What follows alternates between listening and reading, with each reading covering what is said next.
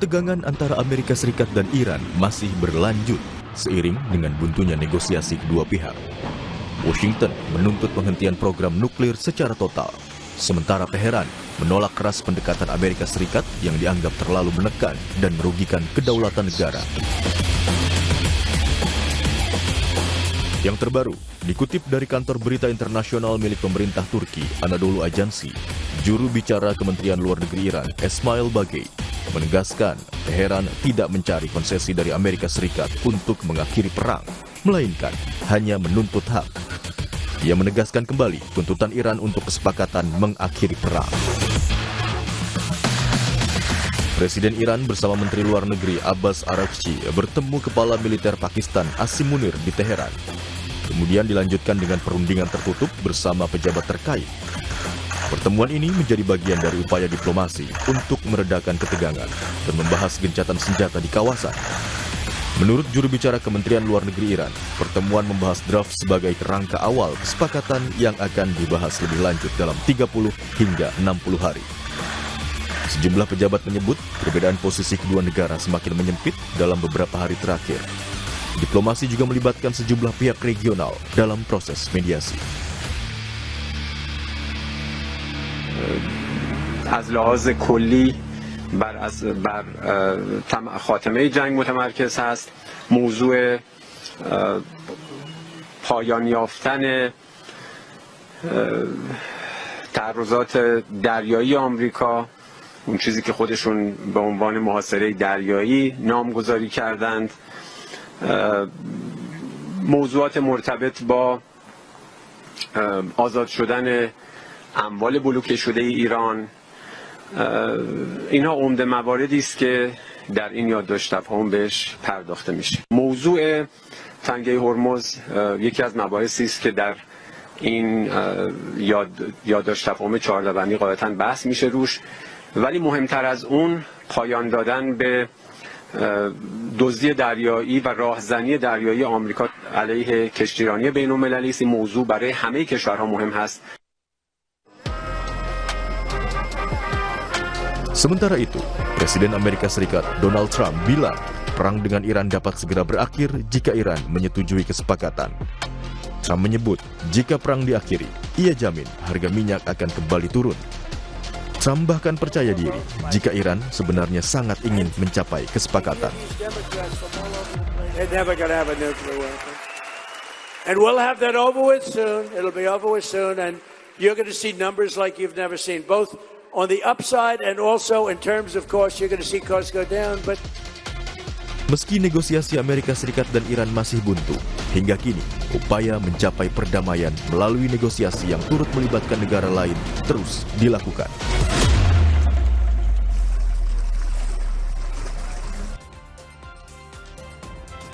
Saudara, ketegangan antara AS dan Iran belum mereda. Kedua pihak mengklaim masih memiliki kekuatan maksimal jika perang berlanjut. Yang terbaru, Teheran menegaskan tidak cari konsesi dari AS untuk mengakhiri perang, melainkan hanya menuntut hak. Ia menegaskan kembali tuntutan Iran untuk kesepakatan mengakhiri perang. Kita bahas bersama pengamat Timur Tengah Universitas Padjadjaran Dina Sulaiman, serta pakar hubungan internasional Presiden University Teguh Reza Shah. Selamat pagi semuanya. Selamat pagi Indonesia, salam dari Presiden. Selamat pagi Bu Dina. Bu Dina, ketika negosiasi antara Iran dan Amerika Serikat masih alot, itu satu. Kedua, Presiden Trump juga masih melakukan atau melontarkan ancaman-ancaman kepada Iran. Di tengah itu, ketika Ismail Bagei menyebutkan kalau Iran nggak butuh konsesi AS sebenarnya untuk mengakhiri perang. Ini bagaimana Anda menerjemahkan pernyataan ini? Baik, saya pikir ini adalah situasi yang bisa disebut sebagai perang psikologis ya. Jadi kedua pihak terus memberikan pernyataan-pernyataan yang menunjukkan masing-masing masih punya kekuatan, masing-masing masih mampu untuk memberikan tekanan kepada pihak lawan. Tapi kita menilainya tentu data empirisnya seperti apa? Apakah betul memang Amerika Serikat punya kekuatan untuk melakukan perang panjang dengan Amerika Serikat? Kalau kita lihat bagaimana media di Amerika Serikat sendiri sudah membocorkan ya, sudah mengungkap bahwa ternyata sangat banyak amunisi yang habis yang dari pihak Amerika Serikat dan butuh waktu sampai tahunan kalau mau memproduksi ulang. Dan sebaliknya, bahkan Washington Post itu juga sudah menyatakan justru Iran itu punya kemampuan bertahan sampai 4 bulan lagi dan amunisinya itu justru bertambah karena mereka memang mandiri menciptakan sendiri dan itu adalah jenis-jenis rudal atau drone yang murah tapi sangat efektif. Sehingga dalam situasi seperti ini, saya pikir yang berada di atas angin itu adalah Iran dan dia karena itulah berani ya untuk menetapkan syarat-syarat.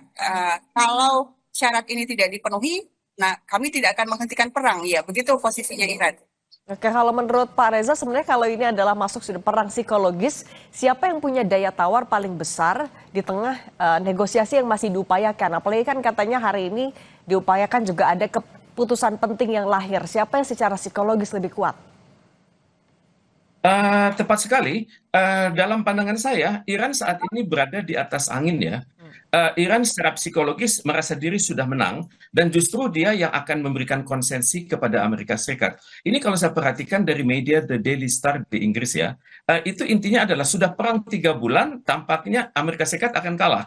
Itu The Daily Star dari Inggris hari ini. Kemudian juga di Arabian Stories mengatakan hal yang sama. Amerika Serikat itu rasa percaya dirinya sudah sangat turun, bahkan kata kunci yang digunakan adalah 50-50. Di dalam kondisi seperti ini, kalau saya merujuk kepada cara berpikir pakar Amerika Serikat Profesor Henry Kissinger, di mana dikatakan foreign policy begins at home, maka Iran sudah melihat bahwa keadaan dalam negeri Amerika Serikat itu sekarang sudah porak-poranda, seperti yang Ibu Dina katakan tadi. Dan yang kedua, kalau saya juga merujuk kepada teorinya dari Sun Tzu dalam bukunya The Art of War, itu dikatakan bahwa Amerika Serikat ini sudah tidak mampu lagi mengoyak-ngoyak Iran dan juga Amerika Serikat sudah tidak memiliki lagi dukungan dari dalam dan luar negeri. Jadi menurut Sun sekarang saatnya adalah Iran menerima kesepakatan Amerika Serikat tapi dengan tekanan yang luar biasa dari pihak Iran sehingga Amerika Serikat tidak kehilangan muka. Jadi ini adalah keadaan yang tampaknya sedang didesain oleh kalangan Iran. Demikian.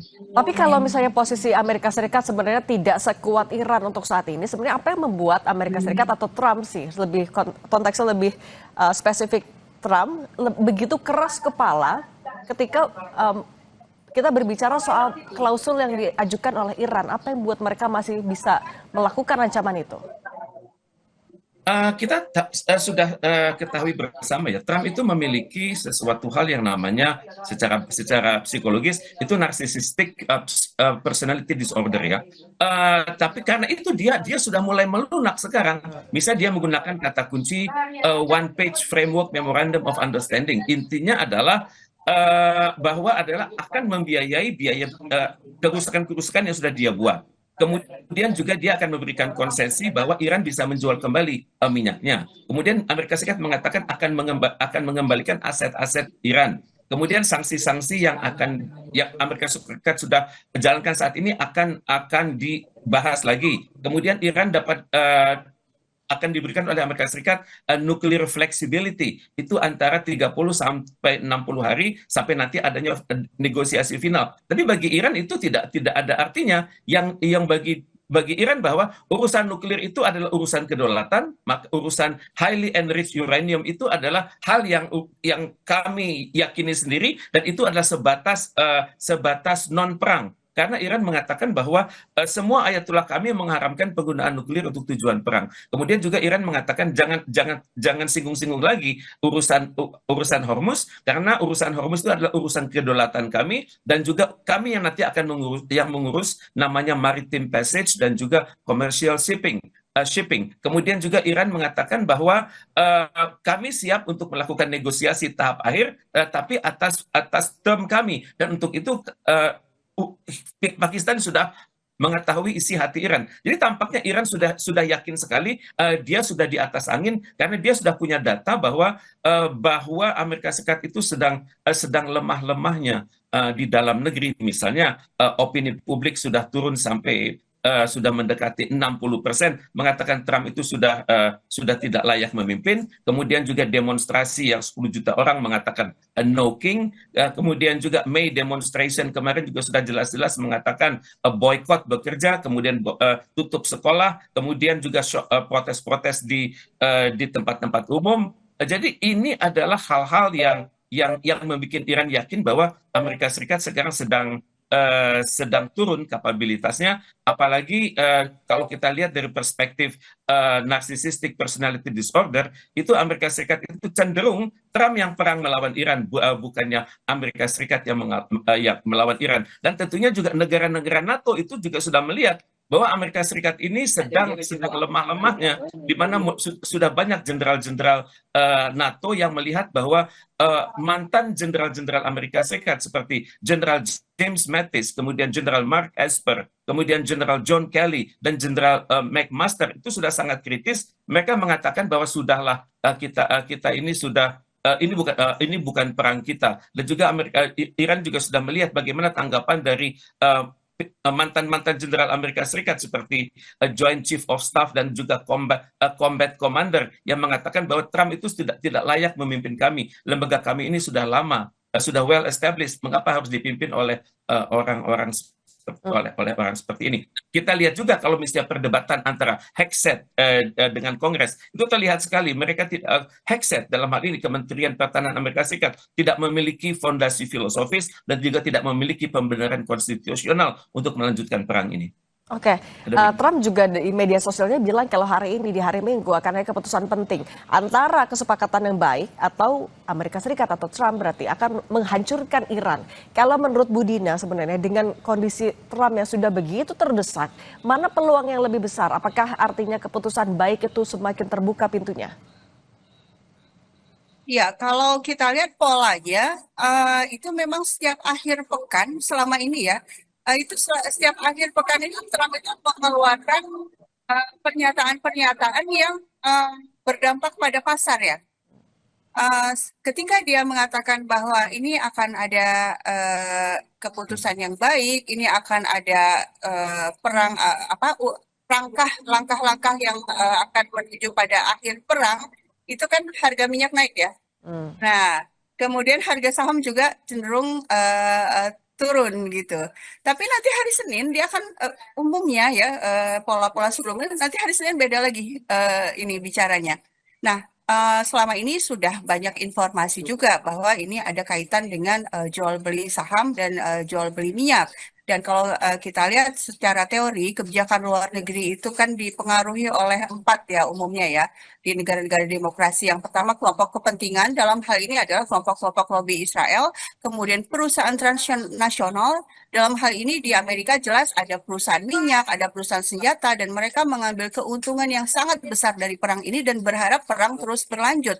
Dan kemudian ada opini publik dan ada gerakan massa. Nah, di dua poin ini ya, di dua faktor ini, opini publik, gerakan massa, saya pikir ini yang kemudian akan memberikan tekanan kepada Trump untuk betul-betul memberikan kabar baik kepada dunia ya, bahwa perang akan berakhir. Cuma masalahnya seberapa kuat antara dua pihak ini, kelompok kepentingan dan perusahaan transnasional versus rakyat Amerika Serikat yang mengalami penderitaan ya karena perang ini ya, akibat harga bensin, harga pangan yang terus naik. Mudah-mudahan tentu saja ini yang akan semakin menguat ya, gerakan di dalam negeri Amerika Serikat semakin menguat karena pada akhirnya di sebuah negara yang demokrasi itu presiden pasti bisa ditundukkan dengan konstitusi yang ada, dengan mekanisme yang ada, misalnya impeachment misalnya gitu ya, seandainya memang para politisi di dalam negeri bersatu bersama rakyat Amerika Serikat untuk betul-betul menghentikan perang ini yang sudah terbukti merugikan rakyat Amerika Serikat sendiri. Kalau misalnya ini adalah memang pola yang kerap dilakukan Trump untuk dalam tanda kutip main-main harga saham dan juga minyak, menurut Anda sampai kapan Trump akan menggunakan strategi ini dan sampai kapan juga itu akan efektif? Sampai kapannya tentu sampai rakyat Amerika Serikat menghentikannya ya. Jadi mengenai permainan harga saham, insider trading itu bahkan sudah diungkap oleh BBC ya. Jadi ini pola yang akhirnya ditangkap oleh media Tapi kemudian akhirnya BBC yang berani untuk mengungkap secara terbuka dan saya pikir kalau Amerika Serikat rakyatnya ya masih terus ya selama ini memang protes, tapi kalau protesnya tidak tereskalasi ya Trump masih punya kesempatan untuk melanjutkan situasi ini yang menguntungkan dirinya dan inner circle-nya. Tapi kalau rakyat Amerika Serikat kemudian bangkit bersama dengan para politisi, terutama dari Demokrat, harapan kita tentu seperti itu ya, dan memberikan tekanan kepada Trump melalui Kongres. Saya pikir ini akan bisa segera dihentikan.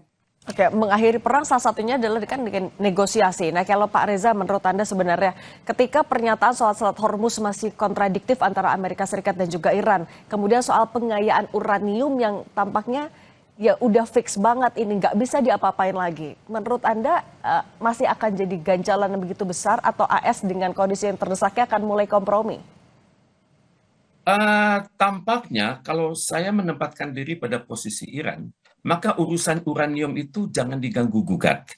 Kalaupun diganggu-gugat, itu harus ada standar. Dalam hubungan internasional namanya yardstick ya. Dan Iran kalau sudah begini percayanya hanya kepada International Atomic Energy Agency. Kemudian kalau Iran opini Iran akan didasarkan pada Nuclear Non-Proliferation Treaty. Yang intinya adalah nuklir untuk tujuan damai itu diperbolehkan sepanjang nuklir untuk tujuan damai itu diperkenankan sepanjang jelas-jelas ditujukan untuk pembangunan. Dan kalau sudah berbicara uranium, memang Iran belum secara tegas mengatakan sudah pada level berapa uranium tersebut. Apakah sudah antara 1 sampai 5%, kemudian 5% sampai 19%, 19% sampai 25%. Yang terlarang itu kan kalau lewat 60%. Dan untuk kepastiannya tentunya Iran memerlukan ketegasan dari International Atomic Energy Agency, sehingga dengan demikian Amerika Serikat tidak bisa bermain-main dengan angka. Kemudian juga perihal Hormuz. Bagi Iran,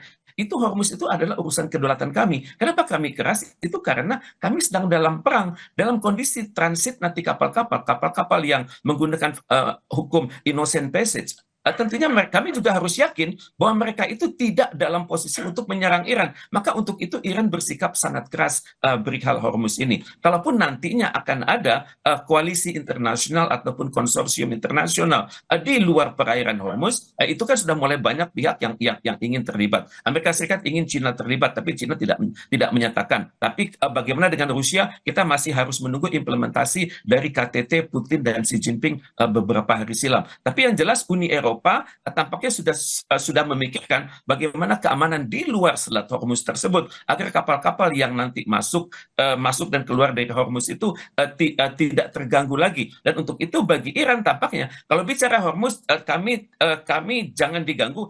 Itu adalah kedaulatan kami, tapi kalau berada di luar Hormuz untuk menjamin keamanan kapal-kapal tersebut sampai ke tujuan, tampaknya Iran akan mengizinkan adanya konsorsium tersebut sepanjang Iran juga ada di situ, sehingga dengan demikian posisi Iran adalah primus inter pares atau satu tingkat di atas negara-negara tersebut, dan mereka tidak boleh mengambil keputusan di luar konsultasi dan konsensus, dan Iran harus ada di situ. Tampaknya Iran tetap ngotot kalau berbicara uranium dan Hormuz, karena ini menyangkut peradaban mereka yang sudah berusia 4.500 tahun, dan konon pada tanggal 28 Februari silam itu akan diluluh lantakkan oleh Amerika Serikat. Ancaman Amerika Serikat dan Israel ini luar biasa, akan menghabisi peradaban Iran, menghabisi rakyat Iran, dan untuk itu Iran sampai sekarang ngotot tidak akan menarik diri dari tekanan dari proposal yang telah diajukannya selama ini. Demikian. Kalau soal pengayaan uranium, Bu Dina, menurut Anda sebenarnya kekhawatiran Trump yang selalu disampaikan masuk akal enggak? Ya, yang pertama yang diinginkan oleh Trump itu berlebihan, itu problemnya sebenarnya ya. Iran itu punya hak untuk memperkaya uranium sampai 3,6%, tapi kemudian dia memperkaya lagi sampai 20%. Tapi itu sebenarnya sebagai faktor deterrence ya. Jadi karena setelah JCPOA ditandatangani Trump di tahun 2018 malah keluar gitu ya, dan kemudian menambah sanksi lagi, padahal di perjanjian JCPOA 2015 itu Iran sudah bersedia memberikan banyak hal ya, memberikan banyak konsesi, misalnya mesin-mesin sentrifugalnya itu dihancurkan misalnya gitu kan, Terus juga pengawasan itu betul-betul ketat. Di seluruh sudut ada kamera IAEA. Itu dilakukan semuanya oleh Iran. Tapi ternyata Trump keluar sepihak dari perjanjian tersebut dan memberikan sanksi tambahan. Nah, Iran responsnya adalah menambah pengayaan uranium gitu. Ini yang kemudian kata Trump loh, kalau diperkaya sampai 20 dan terakhir bahkan untuk ini ya, sebagai balasan dari tekanan Trump, itu kemudian Iran memperkaya lagi sampai 60%. Nah, memang dari 60% ke 90% yang akhirnya nanti jadi bom nuklir itu, katanya sih itu teknologinya sudah tinggal selangkah lagi. Iran pasti bisa itu. Nah, ini yang terus-menerus digembar-gemborkan oleh Trump bahwa ini sebentar lagi bisa jadi senjata nuklir. Padahal di satu sisi Iran itu sangat meyakini bahwa bom nuklir itu tidak boleh gitu ya. Jadi mereka memang secara ideologis memang tidak ada niat untuk membuat bom nuklir, tapi mereka sebagai faktor penggentar ya, menggentarkan pihak lawan ya mereka memperkayanya sampai ke 60 ini. Nah, di poin ini sebenarnya dalam proses ini ya upaya mencapai negosiasi yang terakhir dengan difasilitasi oleh Pakistan itu pihak Iran sudah ngomong, oke, kita akan balik lagi 3,6% ini. Toh kami juga memang nggak pengen bikin senjata nuklir, tapi uranium kami nggak mau dibawa keluar semua oleh Trump. Itu yang ini yang saya bilang Trump ini berlebihan. Irannya sudah oke 3,6%, tapi Trump bilang semuanya harus dibawa keluar dari Iran. Uranium yang diperkaya ini ya jelas sulit untuk diterima oleh pihak Iran gitu. Artinya tapi dengan kekuatan Iran yang masih bisa bertahan sampai 4 bulan lagi, kalaupun masih diusik oleh Trump, Iran punya kemampuan itu untuk menjaga pengayaan uraniumnya. Ya, saya pikir demikian. Apalagi sebenarnya sebelumnya kan sudah ada operasi militer juga ya dilakukan oleh Amerika Serikat ke Isfahan ya. Mereka itu mengirimkan pesawat-pesawat tempur, tapi kemudian akhirnya kalah. Memang itu agak ditutupi juga ya oleh Amerika Serikat. Mereka tidak berterus terangan operasi apa itu yang dan akhirnya ada beberapa pesawat tempur ya Amerika Serikat yang jatuh di Isfahan. Tapi ya kalau dari pihak Iran menyatakan ini adalah upaya untuk mengambil uranium. Jadi betul-betul kalau mengambil uranium kan artinya nggak bisa dibom dari atas. Betul-betul tentaranya Amerika Serikat datang ke darat gitu kan. Sementara pihak Iran itu sudah 30 juta orang Iran mendaftar untuk menjadi tentara sukarelawan untuk menjaga tanah air mereka. Jadi selain senjata, mereka juga punya kekuatan manusia yang luar biasa untuk mempertahankan tanah airnya. Ya, ditambah soliditas dari warga Irannya sendiri. Kalau menurut Pak Reza sebenarnya apalagi yang masih mungkin dilakukan Trump untuk terus mempersoalkan soal pengayaan uranium ini? Apa yang masih bisa dilakukan oleh Trump? Sebenarnya Trump memiliki data intelijen ya, bahwa uranium Iran itu ada batasnya, tidak akan mencapai level yang dikhawatirkan. Yang terjadi sekarang adalah pergeseran dari MAGA ke MIGA. MAGA itu Make America Great Again, tapi intinya adalah Make Israel Great Again. Dan ini adalah tekanan dari, ini adalah hal yang dimengerti oleh masyarakat di dunia. Dan untuk itu tampaknya Trump ini sudah di ujung tanduk, tampaknya sudah kadung sebelum 30 hari ini selesai, maka dia sudah punya tekad kuat bahwa ada perundingan. Tapi perundingan itu berdiri di atas kerapuhan. Karena kalau kita perhatikan 5 top produsen senjata Amerika Serikat, mereka tuh sudah kelabakan, mereka tuh sudah tidak bisa mengirimkan stok. Misalnya kalau kita perhatikan Lockheed Martin yang selama ini memproduksi F-35 itu sudah berapa yang jatuh begitu. Dan ini ada informasi yang dirahasiakan sebenarnya di atas 40. Kemudian juga RTX Corporation yang mereka memproduksi misalnya misil, avionik dan radar sistem itu sudah sangat rusak yang ada di pangkalan-pangkalan militer yang ada di Timur Tengah. Kemudian juga Northrop Grumman yang selama ini memproduksi perangkat-perangkat cyber security dan strategic aerospace. Dan juga antara lain B-21 Stealth Bomber dan ICBM, itu kontraknya belum dibuat yang baru. Sedangkan kita ketahui bersama, itu ada keterlibatan military industrial complex di Amerika Serikat yang melibatkan pemerintah, dalam hal ini Gedung Putih, kemudian Pentagon, Kementerian Luar Negeri, kemudian baru perusahaan-perusahaan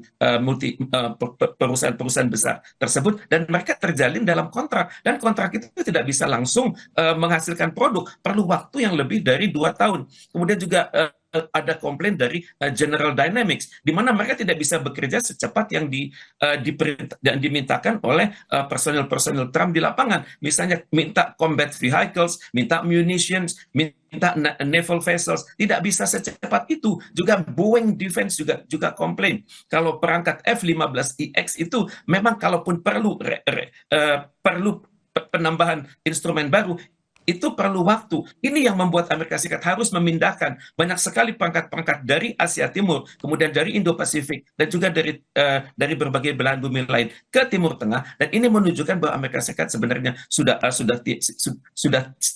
tidak siap lagi untuk berperang. Apalagi Jenderal NATO mengatakan seperti Mark Rutte, Jenderal Alex Grynkewicz, kemudian banyak jenderal-jenderal NATO lain yang mengatakan bahwa ini perang yang tidak bisa dimenangkan. Kemudian kalau kita lihat seminggu terakhir, itu masyarakat Iran sekitar lebih dari 10 juta yang mendaftarkan untuk siap menjadi pasukan cadangan. Dan mereka itu konon sudah disiapkan oleh Angkatan Bersenjata Iran untuk dilatih secara kilat, dan mereka tampaknya melakukan banyak kegiatan yang kita sebut dengan nama military operation other than war, tapi untuk dalam negeri mereka sendiri, dan mereka sudah berada di perbatasan Irak, perbatasan Turkmenistan, perbatasan Afghanistan, perbatasan Pakistan, perbatasan Azerbaijan, perbatasan laut dengan Turki, dan juga di Armenia. Tampaknya Iran ini benar-benar siap untuk perang jangka panjang, dan ini yang membuat Amerika khawatir, dan tampaknya Amerika Serikat akan memberikan konsesi kepada Iran. Pak Reza, tapi kalau misalnya masih ada ambisi juga untuk make Israel great again, artinya apakah juga dalam proses menuju negosiasi ataupun dalam dinamika di Timur Tengah ini kepentingan Israel akan terus menjadi ganjalan juga? Tepat sekali. Ini yang terjadi pada pertemuan sebelumnya, di mana Israel itu sebentar-bentar menelepon. Dan kita harus akui, tim negosiator yang dipimpin oleh Wakil Presiden J.D. Vance itu, J.D. Vance-nya oke. Tapi orang-orang di bawahnya itu belum tidak memiliki batin untuk menyelesaikan perang ini, karena mereka itu memiliki loyalitasnya kepada Israel. Kita lihat misalnya Witkoff, kita lihat misalnya Kushner, mereka tidak memiliki basis-basis hukum internasional, hubungan internasional, kepekaan, dan juga pemahaman sejarah. Sedangkan Iran pada pertemuan terakhir itu membawa tim yang luar biasa. Mereka membawa ketua DPR, mereka membawa menteri luar negeri, mereka membawa direktur bank, mereka juga membawa pakar hukum internasional, dan juga mereka membawa rektor dari Universitas Pertahanan Iran. Jadi Iran sebenarnya sudah siap untuk mengambil keputusan, tapi Amerika Serikat tampaknya juga tidak siap untuk lanjut. Amerika Serikat tidak siap untuk berbicara hal yang detail. Baru sekaranglah setelah 3 bulan ini hampir berakhir, Donald Trump itu sadar nampaknya perang ini tidak bisa dimenangkan lagi, dan dia memerlukan exit strategi yang manis, dan tampaknya Iran juga berpikir, saya sudah di atas angin, saya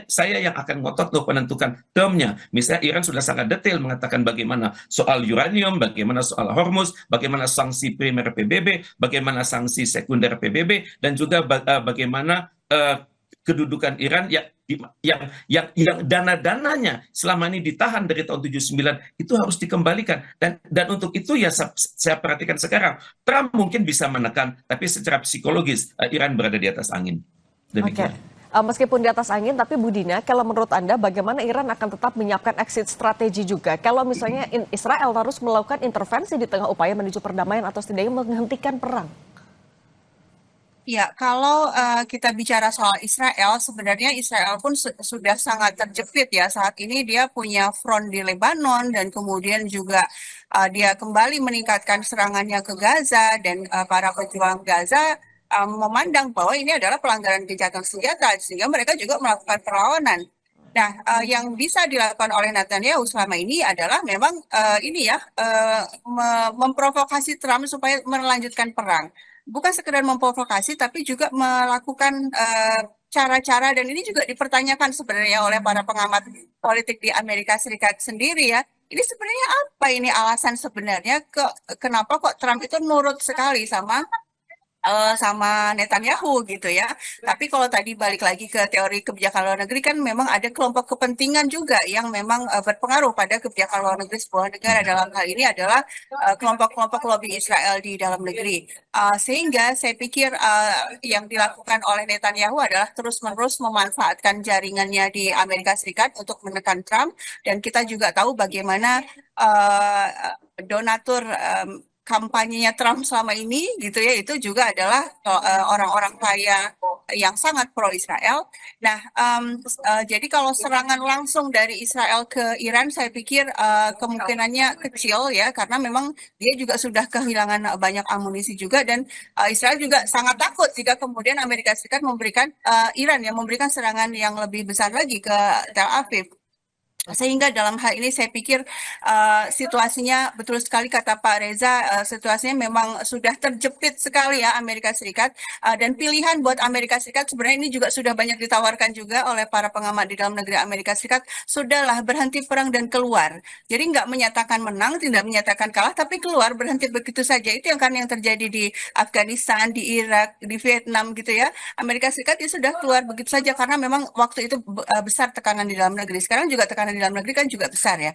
Saya pikir ini Trump masih mengulur-ulur waktu sampai akhirnya memang dia terpaksa untuk mengambil keputusan yang memang sangat mungkin dilakukan, yaitu menghentikan perang. Baik, Bu Dina Sulaiman, pengamat Timur Tengah Universitas Pajajaran, dan Pak Teguh Reza Syah, pakar hubungan internasional Presiden University. Terima kasih sudah berbagi bersama kami di Sapa Indonesia Pagi. Selamat berakhir pekan, sehat selalu. Terima kasih. Terima kasih.